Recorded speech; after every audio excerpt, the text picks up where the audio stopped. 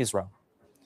Reports now suggest that Washington is quietly encouraging the United Arab Emirates to take a far more direct role in the war. According to a report by The Telegraph, members of President Donald Trump's inner circle have encouraged the UAE to seize Iranian territory in the Gulf, including Lavan Island, a strategic energy hub off Iran's southern coast. The island is critical to Iran's offshore oil network, serving as a major processing and export base for multiple Iranian oil fields. It also hosts storage facilities, a loading terminal, and operations linked to Iran's state oil company, making it one of Tehran's most important energy assets in the entire region. In recent weeks, Iran has repeatedly accused the UAE of participating in US-Israeli military operations against Iran. Those accusations have grown louder after reports emerged that the UAE carried out secret strikes inside Iran earlier this year. I must say that the UAE was directly involved in the act of aggression against my country. When this aggression began, they even refused to condemn it. It also became clear that they participated in these attacks and may have even acted directly against us. True. But Abu Dhabi has also become increasingly open. I mean, let's be real. The only reason why Iran attacked the Gulf states, even though they were perceived as allies before the war, is because that they keep these U.S. bases in their countries, and the U.S. was attacking them from these bases. So what did Iran do? Well, they decimated those bases and made them uninhabitable. About its readiness to respond militarily to what it calls Iranian aggression. After a drone attack near the UAE's Barakah nuclear power plant, the Emirati Foreign Ministry called the incident a dangerous escalation and said the country would not tolerate threats to its security or sovereignty. As part of Iran's retaliatory attacks in response to the US-Israeli strikes, the UAE has faced thousands of missiles and drones, more than any other US ally in the Gulf. Those attacks have disrupted air traffic, hit tourism, shaken investor confidence, and forced Abu Dhabi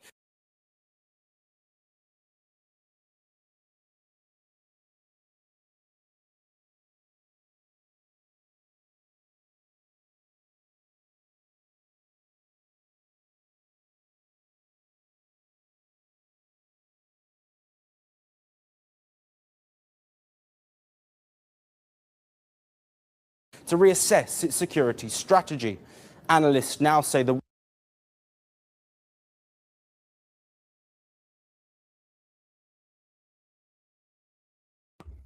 Sorry, guys, but what I was pretty much saying was that the reason why the UAE was so focused, or Iran was so focused on Israel, sorry, but Iran was so focused on the UAE is because they do see the UAE as like a proxy of Israel. They know that IDF soldiers go to the UAE, they vacation there, they provide, well, bodyguard services there and all that good stuff and security. And let's be real, they don't like that. And is Israel seen as Iran's main enemy? So one of the main reasons why they focus on the UAE and striking these guys is because of their close ties to Israel. Confidence and forced Abu Dhabi to reassess its security strategy.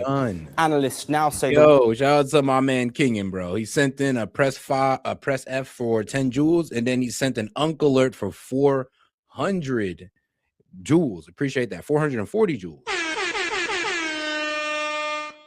Appreciate the support, my man. Let's get right back into it. War is pushing the UAE closer than ever to Washington and Tel Aviv. That alignment has become harder to ignore. Israel has reportedly supplied the UAE with the Iron Dome air defense batteries during this ongoing conflict. And Israeli Prime Minister Benjamin Netanyahu has claimed he made a secret visit to the UAE in March, a visit Abu Dhabi has officially denied. What I tell you? At the same time, reports have also emerged. What did I tell you? Bro, Wall Street Journal exclusive. Mossad chief visited UAE during Iran bombing campaign to help coordinate war. Like, bro. That's why y'all got attacked. Like, bro, it ain't because Iran's just this radical regime. It's because you guys literally work with the enemy, UAE. And also, it's bullshit what you guys are also doing in Sudan by funding those, what was it? That rebellion force that's terrorizing people. I mean, that's bullshit, but we don't call them out on it. We don't. Why? Because they're an ally. So apparently our ally can support terrorist proxies, but oh, God forbid Iran does it. God forbid. a visit by the Mossad chief to the UAE during the active phase of this war, further fueling speculation about deepening intelligence cooperation between the two countries. The UAE's relationship with Israel has expanded rapidly since the Abraham Accords were signed in 2020, but the current war appears to be pushing that partnership into open military and strategic territory. Can I say a word of appreciation, deep appreciation and admiration for the United Arab Emirates? I think that the UAE is an example. They were the first Abraham Accord member. But look at the benefits that they have had as a result. Israel just sent them Iron Dome batteries and personnel to help operate them. How come? Because there's an extraordinary relationship between the UAE and Israel based on the Abraham Accords. While the war has also exposed growing... I'll be real with you. The Abraham Accords is pretty much like the list of sellouts that signed up to, work with Israel to sell out the Palestinians. So they pretty much said, look, we'll work well with Israel, even though they're not going to give the Palestinians anything. And a lot of the reasons why people held off on the Abraham Accords in the first place was because the Palestinian answer wasn't, the Palestinian question wasn't being answered. And apparently a lot of them just said, F these Palestinians. We're trying to work with Israel to get closer to America for our own prosperity. And, a lot of the other Muslim countries see them as sellouts. And in a way, they kind of are. Tensions between the UAE and some of its neighbors. Reports suggest Abu Dhabi was frustrated by what it saw as a weak response to the Iran war from regional groups like the Arab League and the Gulf Cooperation Council. Earlier this month, the UAE also decided to leave oil-producing countries bloc OPEC, a move seen by many analysts as a further sign of strain with Saudi Arabia. For Iran, the possibility of a more military active UAE could open up a new front in the conflict. And for the UAE, any deeper military involvement risks making it an even bigger target for Iranian retaliation. All right, guys, let's go ahead and get to this next video here, because this was pretty damn interesting, guys. This was really interesting. I remember I was reporting on this like a couple of days ago, but check this out. Secret bases, guys. Israel got secret bases. That is low-key pretty damn cool. I'll admit, it's badass. Hello and welcome to First Post Live, where we bring you the day's top stories from across the world. I'm Joshua Barnes, live from the First Post studios. Let's begin with the headlines. Oh, guys, make sure to double tap that screen and like the video, guys. Let's get more people in a conversation by smashing that like button if you're watching horizontal, or double tapping that screen. And like I said, guys, if you can, make sure to go ahead and follow me also on Kick and Rumble as well, as I posted in the chat. That helps us beat the censorship as well. So, you always get my notifications when I'm going live. Asian markets have retreated while crude oil reaches a 2-week high as the deadlock in US-Iran talks continues. Trump has urged Iran to make a deal, with the Strait of Hormuz remaining under an effective blockade. The cruise ship hit by an outbreak of the deadly hantavirus has docked in the Dutch port of Rotterdam. Authorities have prepared quarantine arrangements for the MV Hondius, with around 50 people set to disembark. Jesus. Ukraine claims that a Russian drone hit a Chinese cargo ship in attacks overnight in the Black Sea. Both Moscow and Kyiv exchanged deadly strikes over the weekend, with an Indian national among 4 killed in Russia. Russia definitely wants dominance over the Black Sea. Why? Because they don't want Ukraine to access those oil reserves. And then another reason is because, why not? It'd just be a great place for them to have control of that oil them damn selves and maintain being the largest producer of oil in the world. Secretly built not 1, but 2 covert military bases deep inside Iraq. Damn, okay. I heard there was 1, but you told me Israel was able to build 2 of them? Like I said, bro, I'm impressed. I'm impressed. Built not 1, but 2 covert military bases deep inside Iraq. The alleged outposts were hidden deep in Iraq's western desert and are said to have supported Israeli operations against Iran. The bombshell claim comes just days after reports first emerged about a secret Israeli base discovered in Iraq. That outpost was allegedly used during the ongoing West Asia war that erupted in February involving Israel, Iran, and the United States. But the newly claimed second base appears even more significant.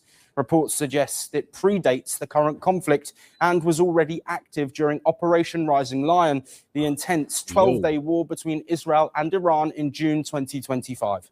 According to the report, Israel had quietly started preparing the base as early as 2024, and the US is said to have known about at least one of these covert facilities.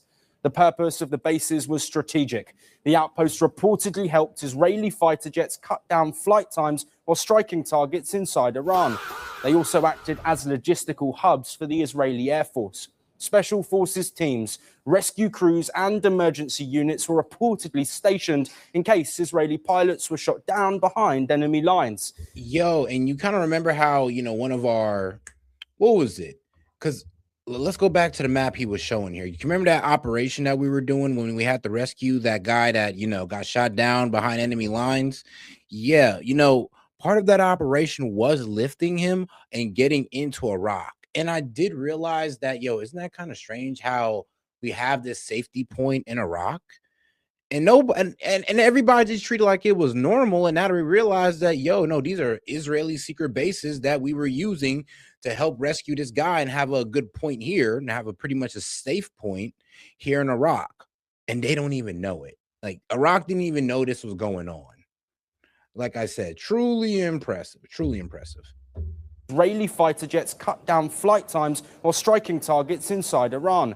They also acted as logistical hubs for the Israeli Air Force. Special forces teams, rescue crews, and emergency units were reportedly stationed in case Israeli pilots were shot down behind enemy lines. The bases allowed Israel to operate nearly 1,000 miles away from its territory, while keeping backup teams ready in case missions went wrong. But Iraq has strongly denied these claims. A senior Iraqi security official dismissed reports of Israeli military activity in the Western Desert as false. On Sunday, Iraqi forces even escorted journalists to the alleged outpost location. The tour was organized in the remote Nuqayb Desert located in the southwest of Iraq. The special forces implemented a qualitative operation by carrying out an airdrop in the heart of the desert in coordination with the ground units of the Holy Karbala Operations Command. And it was it was crazy. Actually, when they found out about it, they did send forces over there, and low-key, the Israeli forces low-key shot back at him. End up killing somebody on the Iraqi side. Successful operation. The area was searched and inspected, and there were no traces found of any presence of terrorists or others in this area. But as Iraq denies the existence of Israeli bases in its territory, officials acknowledged a mysterious armed presence in the desert.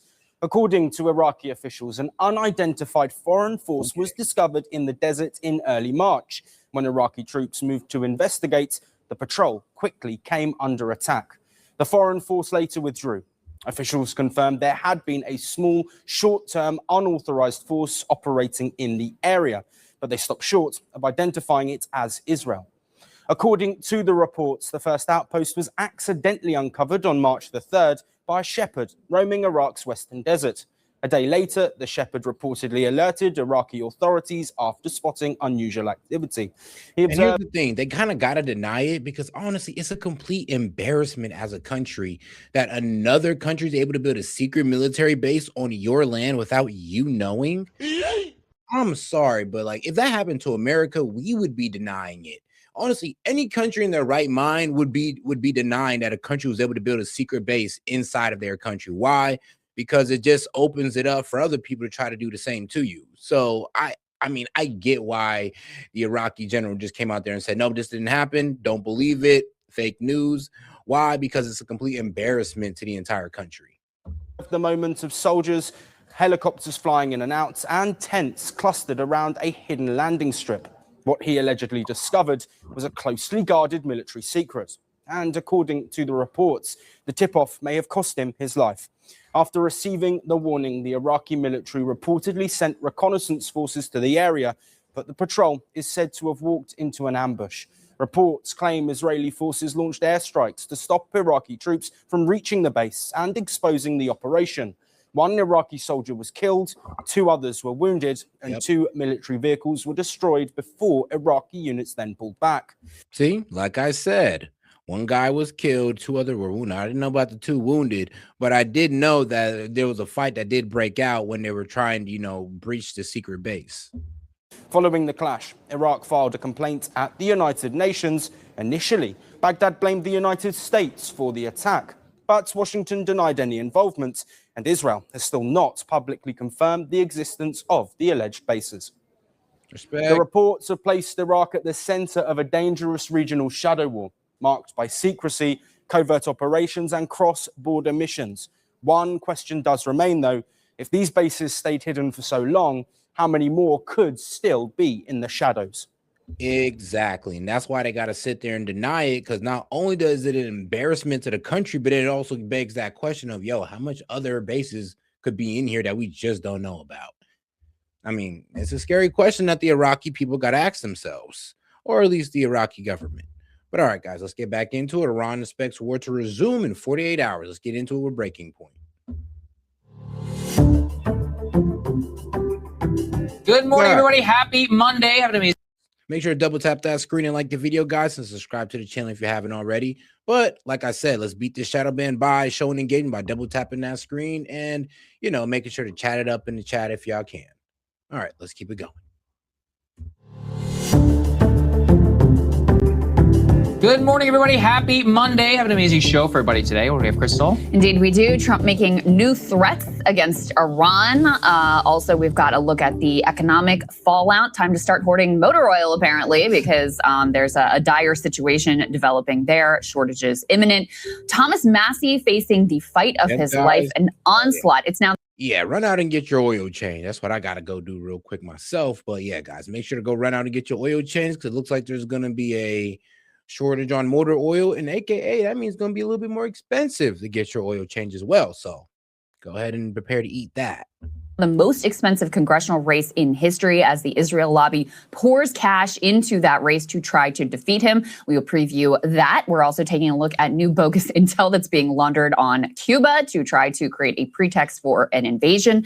Trump made thousands of trades as president, like more than 3,000 stock trades, including for companies like, Palantir, Nvidia, some top names that you have certainly heard about and that he has certainly been influential in pushing. And we've got a few other corruption stories here as well, including Kash Patel with a VIP snorkeling trip at Pearl Harbor, of all places. So just incredible things happening there. Yeah, you or I, they actually banned swimsuits at Pearl Harbor, which I massively support. Don't get me wrong, but apparently not for Kash Patel. Now, what I love are all the other government officials who are like, guys, I snorkeled at Pearl Harbor years ago. I'm like, oh, okay. So apparently this has been a secret thing that's been going on for quite some time.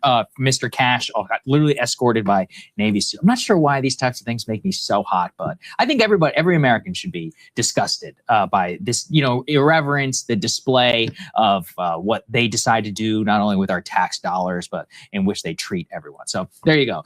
Thank you to everybody. Everybody was tripping over the White House, pretty much doing what was it? Lobster and steak dinners and all this good stuff, but they can't feed the homeless. Like, they spend millions of dollars on a lobster and steak dinner, but it was like, all right, but you can't add the SNAP benefits. Yeah, people do get pretty pissed on, how well, I would say, the government make sure they stay lavish or make sure their lifestyle is lavish, and they let people just suffer. It's kind of wild. And they spend millions of dollars doing so, while complaining about Somali fraud. Ain't that wild? But I mean, it's fair. Everybody, if you are watching this on YouTube, please hit subscribe to our YouTube channel. And if you're listening to this as a podcast, please share an episode with a friend. It really helps other people find the show. But as Crystal said, we're going to go ahead and start with the war with Iran. Let's put A1 up there on the screen. So Donald Trump's latest Truth Social post for Iran. The clock is ticking. They better get moving fast or there won't be anything left of them. Time is of the essence. This is paired actually with some new analysis from Trita Parsi. Let's go ahead and put this up here on the screen, which he released late last night. He said, the Middle East is once again teetering on the brink as Trump appears to reignite war with Iran. While Trump's threats of war may be theater designed to face Tehran into submission, Tehran expects the U.S. to attack it within the next 48 hours. We should recognize that restarting the war amounts to an admission that the previous escalatory gambit has failed. That in turn was in itself admission that the war had failed, which was an admission that the threats of war in January had already failed. As I argued before, this relentless search for an escalatory silver bullet capable of bringing Iran to its knees is not unique to Trump. It has become a defining pathology of American Iran policy for decades. I just think it's incredibly well said. Succinct, summarizes everything, but the top line. I mean, even though the more aggressive we get with Iran, the more they don't give us what we want, and the more that we push them closer to, you know, having a nuke, which nobody wants them to have. But let's be real. If you look at pattern recognition, and if you're smart about it, you'd understand that the more aggressive we are towards Iran, the closer we push them towards a nuke. Let's just be honest. And when Barack Obama took the diplomatic route of the JCPOA, we was able to get thousands of pounds of enriched uranium out, and also make sure they kept their enrichment at that 3.67%. Now, we don't have no handle on it. News there from Trita Parsi is that his sources in Tehran believe that the war will restart within the next 48 hours. It does seem to fit with all of this clock is ticking, some of these exchanges of negotiations, all of which have failed, and we'll get into some of the details. But it does seem basically inevitable at this point. The ceasefire has now been longer than the actual war itself. Nothing has been accomplished. The amount of oil remains at a trickle. Iran still retains control of the Strait of Hormuz. The global oil markets remain disastrous. And, you know, we here in the United States today, I actually think this weekend will be the weekend where a lot of Americans wake up. It's Memorial Day weekend. It's probably the first time they're going to be on the road for several hours. People are really craziest part, like, from the last time I was on, Brent crude went up by like $1. Like when I was on earlier, I think it was at like 104 or 105. And right now it went up by about $2. Not Brent crude, but my bad, WTI. And then Brent crude has stayed right here at that $110, which is absolutely terrible, by the way. Just want to let y'all know that is not good.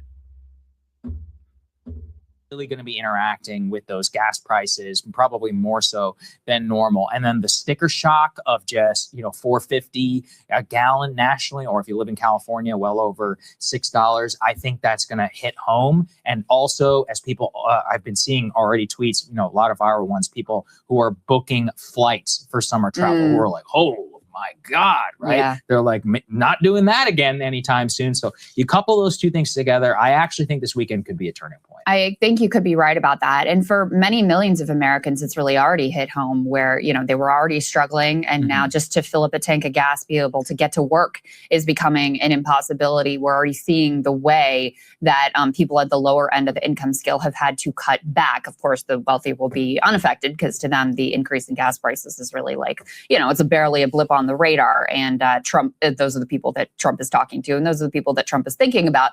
More on that in the economic section.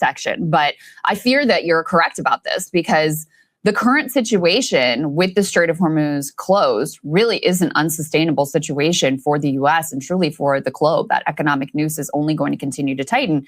And then you've got the Israelis and the neocons here in the U.S. who are certainly pushing for a return to hostilities. Lindsey Graham made the rounds on the Sunday shows yesterday. This is A3. Let's take a listen to his push for renewed airstrikes. The status quo is hurting us all.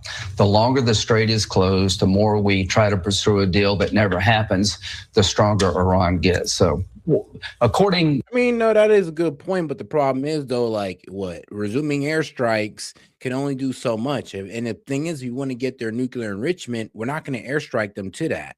If you want to take out their missiles and drones, we can't airstrike them to that either because a lot of it's underground. And we know this. So what's the real plan here besides resuming airstrikes that are just going to waste munitions?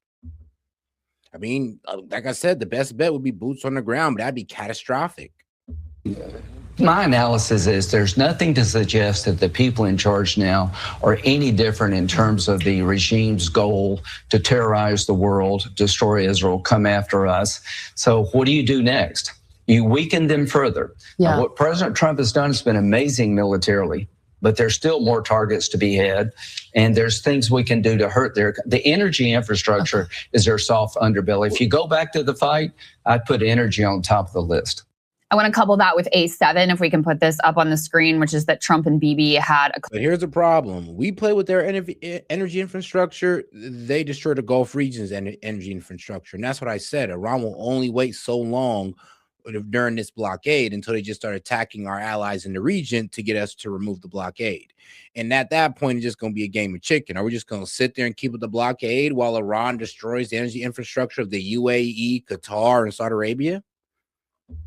Yesterday, and there was also a security meeting inside of Israel. And if you think about the timing on all of this, Sagar, of course, Trump just back from this trip to China, it would make sense that he wanted to sort of pause a return to hostilities until he got through that particular trip. If there were ongoing hot hostilities during his trip to China, that could be a little bit awkward, a little uncomfortable, may undermine some of the very minimal deals that he was able to do there. I mean, he really returned with basically nothing anyway, but you can imagine why this timing would make some sense and why also the reality is setting in. You know, he was fed a bunch of bullshit that he chose to believe from the from FDD and other sources of, oh, if we just blockade their blockade, then within days, this is what they were truly selling. Within days, Iran's whole economy will collapse and their oil wells are going to explode. Remember when Trump said that?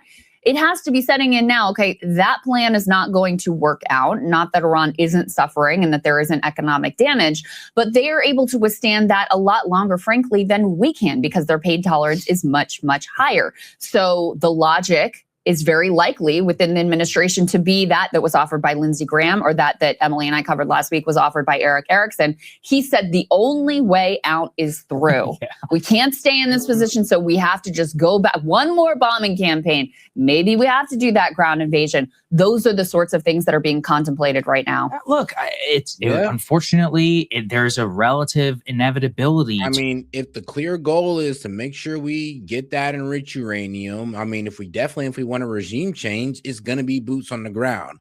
And if we just resume airstrikes, trust me, I mean, we're going to do that for what? A couple weeks, just like Operation Epic Fury, and then realize, oh, we didn't really get anything done. Because that's exactly what it turned out to be. That Operation Epic Fury was a dud. We said we destroyed 90% of their missiles and drones. They still maintain over 70% or about 70% of their pre-war missiles and drones. We barely put a dent in it. And that's including the fact that they've been building missiles and drones throughout this ceasefire. So they're pretty much back up at it. They're pretty much back at full capacity here. So we didn't solve that. The regime is now even more radical. So that's still a problem. And the Strait of Hormuz is closed. And now they're talking about regulating it. Now they're talking about they're going to be the ones administrating fees. Like, yeah, this is terrible. This is not a good position here. Do this thing. He either surrenders or he escalates all the way. He doesn't want to do either, and so he's going to continue. This is where Robert Pape's analysis of the escalation trap is so important. And remember, we always say this, is that we always think of history in terms of a linear fashion. Mm-hmm. No, it takes a long... If you go and you read the history of the Second World War, like, it took 2 years before the United States was even involved. Like, there's a lot of stuff that happened. There were multi-month periods where literally nothing happened, but we don't think about that. In retrospect, we were in a short pause, actually, even in the long sweep of history, 30-something days, it's really nothing. But the inevitability of where things must end up, it really was decided on the very day that the war itself was launched. Can we put A4 up here on the screen? This is from the latest military action that took place. And this is very interesting, by the way. Drone strikes UAE near UAE nuclear power plant as U.S. and Iran signal they are prepared to resume the war. Yeah. But here's kind of what's interesting. A drone strike sparked a fire on the edge of the Seoul nuclear power plant in the UAE on Sunday in what the authorities called an unprovoked terrorist attack.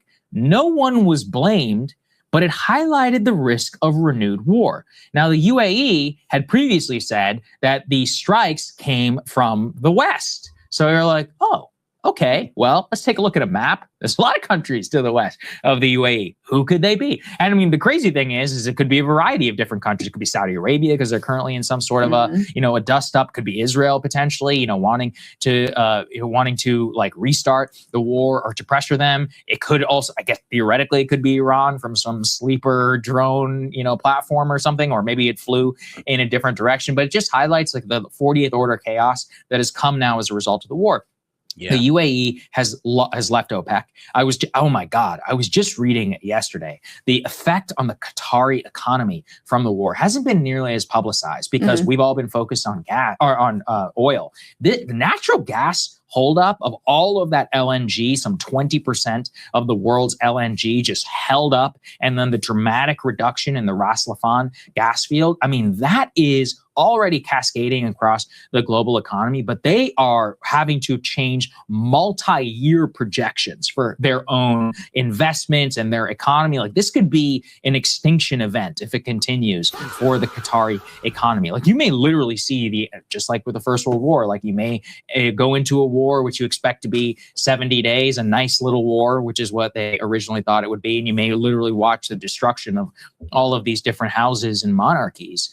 And what we're basically watching in all of this is the US and even Iran to a certain extent, who are in a level of limbo where they both overestimate their relative strength. We've talked a little bit about this. And this is not to say that Iran is not in a very, very strong position, but they can still be eliminated if the full force of the military is there. This is part of what tightens the escalation trap. Let's put the next one up there on the screen just to highlight, how strong their demands are and why any American how strong Washington's demands are and why Iran, while it has any fight left in it whatsoever, cannot agree to this. So, for example, here's Washington's. There will be no payment of reparations or compensation by the U.S. There will be a removal and transfer of 400 kilograms of enriched uranium from Iran to... And they're not doing that. Like, all right, so you know what? The first point, no payment of reparations or compensations by the U.S., I could see Iran getting down with that.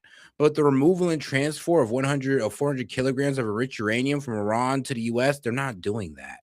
And let's be real, they see that as one of their bargaining chips. And that's why they're talking about, we'll forget about the enriched uranium. We'll wait 5 to 10 years to talk about that. And if you behave and don't attack us again, we'll go ahead and give it up. But if America's not willing to accept that proposal from Iran, in America, we absolutely need that 400 kilograms, then yeah, I guess we're going to have to go back to kinetic strikes. Why? Because we're not willing to accept a 5 to 10 year wait period on this 400 kilograms of enriched uranium. And then let's see, only one Iranian nuclear factory to remain operational. Yeah, I doubt Iran's going for that. No release of even 25%. Damn. All right, I guess that might have been a minimum there. They said you must release at least 25. They said we're not even doing 25%. And let's see, a halt to the war on all fronts, contingent on completion of negotiation first. So pretty much America's saying if you bend the knee or if you concede to all of these demands, then we'll go ahead and concede on the war, or we'll go ahead and stop all war fronts, which Lord knows that Iran's not going to agree to. The U.S. Only one Iranian nuclear facility will remain operational. There will be no release of even 25% of Iran's frozen assets. A halt to the war on all fronts contingent on completing negotiations first. And then Iran has its own preconditions, which are the war must end on all fronts, a lifting of all sanctions, a release of all assets, a compensation for war demands, and U.S. recognition of Iran's sovereignty over the Strait of Hormuz. There is just there's no universe in which this even can come together. Yeah. And that's despite all of the rhetoric. So even though both, Iran is stronger in a strategic position, but it did definitely take some of a pounding, not nearly as much as we were originally told. Mm-hmm. The U.S. has expended, God only knows, tens of billions, probably.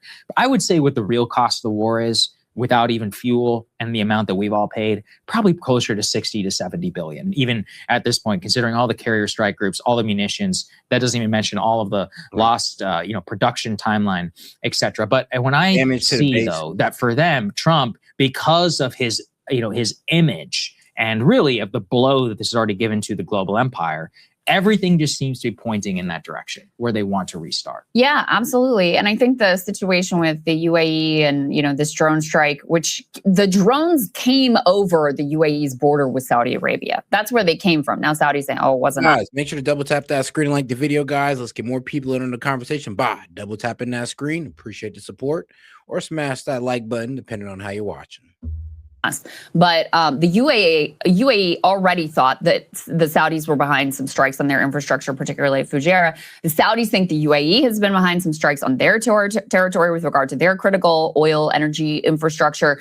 And the fact that you have them messing around, you got Israel doing God knows what and trying to foment God knows what, makes the whole thing even more volatile, because you have so many more players with other agendas involved than just the US and Israel and Iran. So that's part of what makes this situation so incredibly dangerous. But I mean, just to put one other piece of information that we've got here, put A8 up on the screen of potentially kinetic action. This is looking fairly solid at this point. According to open source intelligence monitor OSINT Defender, wreckage visible in circulating photos and videos shows an MQ-9 drone, Reaper drone, having been hit and struck by the Houthis in Yemen. They each are worth approximately $30 million, according to DropSite here. And they're saying that, there have been at least 24 of those downed over Iran, about 20 by the Houthis in Yemen. So yet another one of those being taken out, it appears, based on what we can tell from open source intelligence monitoring. But, the logic of this thing seems to only go in one direction, because the Sagar is just putting up there the demands from the Iranians and the demands from the U.S. The U.S. demands are just frankly delusional. We lost this war. We lost it strategically, not to say we couldn't go back in and, pound the hell out of the Iranians again if we want to. But in terms of accomplishing our strategic objectives, we totally and completely failed. They emerge with. I mean, like I said, a lot of people don't like to get down with that reality of it. But let's be honest. Can we make sure that Iran hands over that 400 kilograms of uranium? Because let's be real, our demands are our goals at the end of the day. So, do we have the 400 kilograms of uranium? No, we do not. Is the regime still in place controlling that 400 grams of uranium? Yes, it is. Have we truly depleted their missiles and drones? No, we have not. And is their navy truly destroyed? No, it isn't, because they're closing the Strait of Hormuz down with it, and along with their missiles and drones. So, yeah, that's a huge problem right there, guys. And they once again have control over the strait, which are now making people pay to get through. With some cards, to use the Trumpian terminology, that they did not have in the past, that we're not going to be able to take away. And so the fact that you have provisions in there that are more aggressive than what was being contemplated before this war is just delusional. It's insane. They're going to ship their enriched uranium to the U.S. That's one of the supposed provisions that we're pushing here. We're saying absolutely no sanctions relief. We're not going to unfreeze your assets. That's going to be a hard no from the Iranians. So as much as there's been, some kind of dialogue and back and forth and potential negotiations, you can see from the U.S. positions that Trump is not willing to take the ego hit and the humiliation and go out and try to sell this thing that would be required. I thought he made a very revealing comment last week to Sean Hannity when he said, well, maybe I don't care. I'm paraphrasing, obviously. I don't care actually that much about the nuclear dust, but I kind of promised this thing, the fake news media is going to be all over me if I don't get it. So I guess I'm committed to it. There's a lot of truth to that. He has backed himself into a corner now where, even though he is, the bullshit artist in chief, he doesn't even think he could sell what he could get at the negotiating table right now as a win. The current situation. Let's be real. If we do, all right, let's say we get the strait open and we do give them, sanction relief. Then what's the difference between that and Obama? And at least Obama got way more than Trump did for sanction relief. Obama actually got thousands of pounds of nuclear and material out and was able to get them to enrich to 3.6%. So if Trump gives them these, sanction relief and their funds, all he's getting is what? The promise, all you get is a ceasefire and a promise that we won't enrich past 60%. But they're still keeping their uranium. They're still keeping all 400 kilograms of it. Yeah. So like we're not even getting removal of enriched uranium like Obama did. And then also they're getting way more money. They'd be getting way more money than they did under Obama. So yes, this would be an epic loss. And I don't know how Trump would honestly, sell this as a win. Maybe MAGA would believe it blindly, as they sadly usually do. But hey, at the end of the day, it's going to be a pretty hard sell. The economic news tightening, the status quo, that is not sustainable. That was something that, some people had hoped. I think Joe Kent kind of hoped like maybe we can just kind of muddle through and not come to an official deal, but hope that we can ride this thing out. That is not looking like it's sustainable. And you've got all these neocons in his ear and the Israelis pushing like, let's go back in, one more bombing campaign, one more ground invasion. Let's do something so you can establish a win. And I fear that logic is going to be compelling to him. It's very LBJ-esque. LBJ, I'm not going to be the first president to ever lose a damn war. He would say it over and over again in this Situation Room. And the thing that's always comforting about bombs and escalation is that there's a theoretical payoff, whereas what the actual outcome will be. That's why it takes genuine courage to say, this is madness. We can't keep doing this anymore. Like, that's heroism. What's cowardly is what every president did in Afghanistan. Like, oh, this time we're going to get them. This time we'll do this surge. This time we'll continue to go forward. Saying, first you go from 3,000 advisors to 6,000. That didn't do the jobs. Now you need 10,000, you need 100,000. Oh, well, if we escalate the bombing and then this, Operation Rolling Thunder, that will break the back of the Vietnamese. You can see how easy that is to fall for, because these generals, they got their uniforms, you got this vast array of empire at your disposal. That's the easy option to always go down. Yeah. The check on that is supposed to be politics. Well, and Trump loves dropping those bombs. He loves the visuals of it. Yeah. He feels powerful. He feels like a man. He wants Pete Hegseth to put together a highlight reel for him, a 2-minute highlight reel for him to consume, to feel like he's a big, strong, tough, powerful guy. He's sort of addicted to that stuff, is the other dangerous thing here. Totally. And I don't think he's the first president to be that way, but I do think he takes it obviously to another level. He takes it to the nth degree. Yeah. There's an element of there's an egomaniacal element of this, which is inherent to like all of them. And I also think as his polls drop, not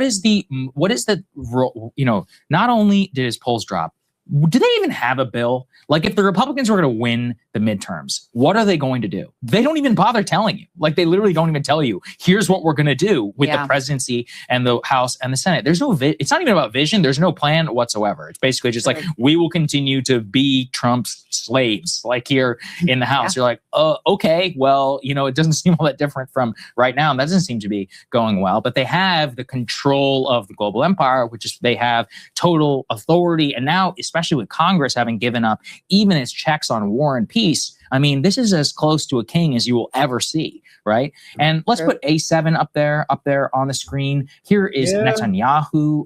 When it comes to how unopposed Trump is, and honestly, well, of course, when it comes to the Republican Party, it is a bit frightening. Like, the fact that he just goes so unopposed, like nobody really ever goes against him, and whoever stands up to him, well, they're about to lose their seat. And I think people are seeing that and understanding that, well, is it you get down or lay down when it comes to Trump? So you know what? I wouldn't even say a king. I said a man's more like a mafia boss. If you don't get down, you're going to be sleeping with the fishes, outside of your political career. Speaking with Trump amid reports that Israel and the U.S. are preparing Iran strike. Remember this, the Israeli media reports this like every week about preparing for Iran strikes. But, you definitely do need to treat it seriously. The PM will convene a limited security cabinet, the drone strikes on the UAE nuclear station, and Iranian media saying that the U.S. has offered no concrete concessions and demands a shutdown of all but one nuclear facility. So there have been talks back and forth, phone calls with Prime Minister Netanyahu and with Trump. When I talked about that convenience element and how easy they will sell you a vision, that's what Netanyahu is doing right now. He's all up in his ear. He's like, hey, we can do this. All we got to do is restart. All we got to do is take out these nuclear power plants, or all we got to do is take out this energy infrastructure, and that one will, finally drive them to the negotiating table. So I don't know, in terms of what's breaking right now, I saw a little bit of news. Tasmin had reported that maybe All right, guys, now let's get into this whole war going inside Iran, because apparently, what was it? About 6,500 Israeli agents captured. Iran's most powerful, dreadful action amid heightened tensions with the U.S. So pretty much Iran got a spy problem. They got a Mossad problem. Okay, guys? And because of this spy problem, they're cracking down on people like fiercely. I think even today, what was it? They've executed hundreds of people and also arrested over like, 1,000 of them. 1,000, like 4,000 people have been arrested through connections to Mossad or CIA. Yeah. And that's what I mean by they have a spy problem or a Mossad problem. Let's just keep it real. And that's honestly the reason why those protests popped off the way they did and they got so violent is because of the Mossad problem. So let's get right into it. Iran says it is now fighting a hidden war from within its own borders. In a chilling announcement, Tehran claimed it has launched a sweeping nationwide crackdown on what it describes as spies, infiltrators, and enemy collaborators, alleging that more than 6,500 individuals have been arrested since the conflict began. Iranian authorities portrayed the arrests as part of a massive internal security operation aimed at dismantling covert networks accused of working with hostile foreign powers and feeding intelligence to Iran's enemies. The dramatic claims underscore growing fears inside Iran of infiltration, sabotage, and internal destabilization as regional tensions continue to escalate. With accusations of espionage, hidden cells, and foreign-backed operations dominating official rhetoric, the conflict is increasing. Well, guys, make sure you double tap that screen and like the video, guys. Let's go ahead and get those likes up by smashing that like button or double tapping that screen. And if you guys can help me out and go ahead and follow me on Kick or Rumble, that'd be much appreciated. Go ahead and hit the link in the chat, and it'll take you right to my Kick or Rumble, depending on which one you like the most. I'd say Kick. Go to that one. Being framed by Tehran not just as a military confrontation abroad, but as a shadow war unfolding from within. According to Mehr News, Iran's Faraja commander Ahmed Reza Radan delivered a stark warning about what Tehran describes as an ongoing internal security battle unfolding alongside the wider conflict. More than 6,500 individuals accused of espionage and collaboration with the enemy have been arrested since the beginning of the war. Jesus. Yeah, Ron claims big traitor crackdown. More than, Jesus Christ, 6,500 individuals accused of espionage and collaboration with the enemy has been arrested since the beginning of the war, adding that identification and arrest operations are continuing. The process of identifying and arresting elements linked to the enemy is ongoing, and the police have not stopped their operations against those who have caused unrest. And this goes into the whole, why that the wrestler was pretty much executed. One, because he pretty much was working with the Mossad and he chopped up an officer in the streets and he was caught on camera doing so. So I know, pretty wild situation. And this is what I mean, guys, that those protests against the regime, remember, these protests originally started because of the collapsing of their currency. It wasn't starting because, they were just turning against the regime. They wanted to overthrow it.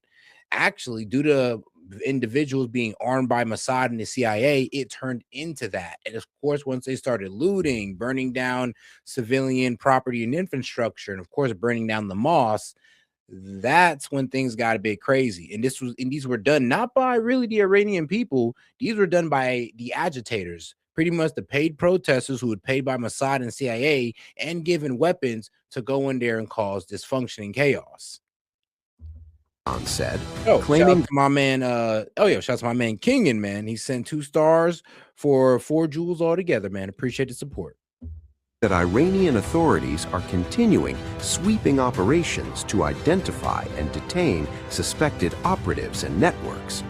He further declared that the crackdown is far from over, insisting that the process of identifying and arresting elements linked to the enemy is ongoing, while warning that police operations against those accused of fueling unrest would continue without pause.